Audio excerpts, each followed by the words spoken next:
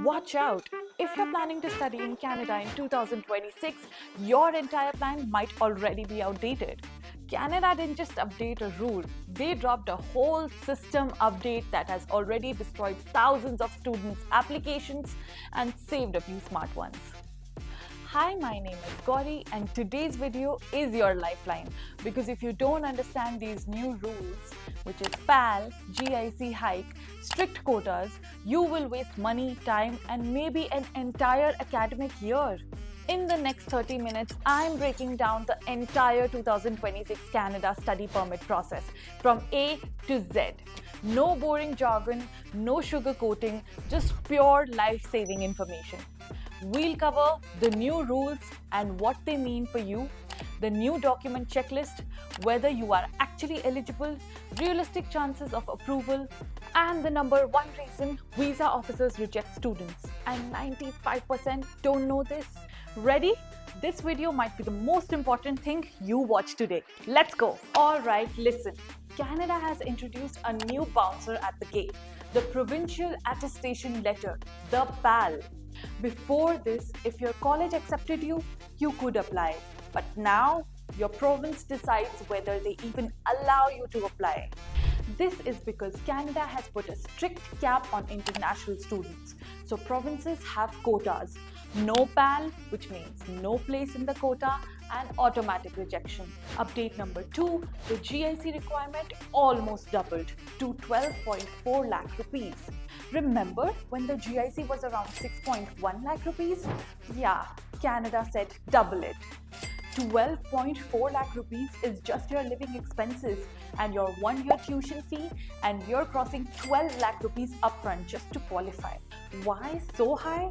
Because Canada wants financially stable students, not people who struggle after landing. Now that Canada has raised the bar, let's see if you still qualify.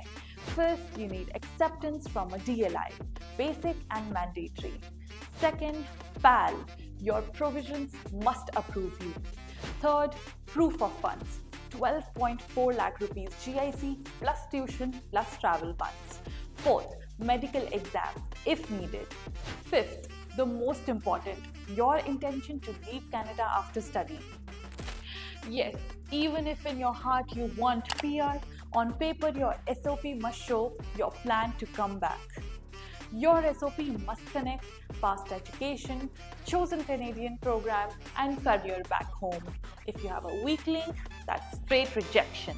Canada doesn't play anymore. Miss one document, that's rejection. Upload a wrong version, rejection. Low clarity, rejection. So here's your no-nonsense, zero-mistake checklist. First one is PAL, the new boss, issued by provisions. No PAL, no processing. Second is letter of acceptance. Make sure start date, course and duration are correct.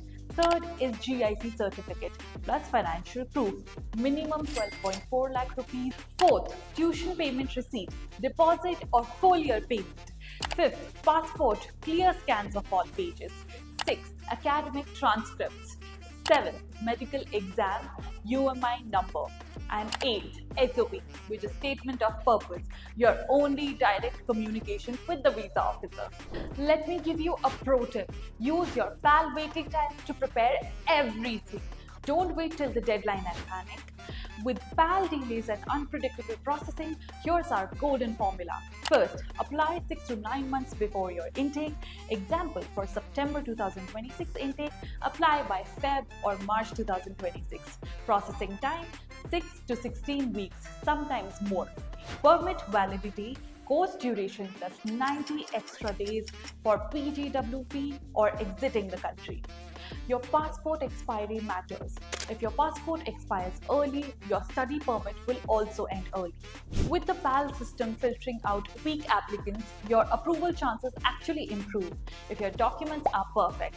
Visa officers look for genuine student. Does your course make sense? Genuine temporary intent. Will you return?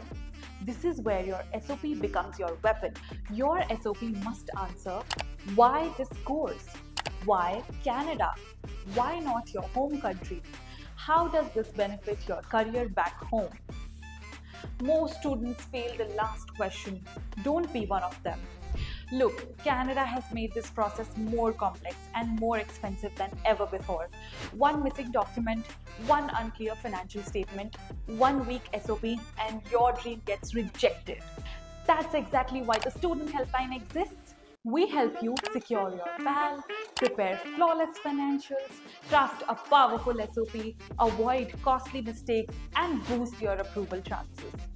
If studying in Canada is your dream, don't gamble with wrong or outdated information. Book your free one-on-one consultation using the link below. Like, subscribe, and hit that bell so you never miss crucial updates. See you in the next video.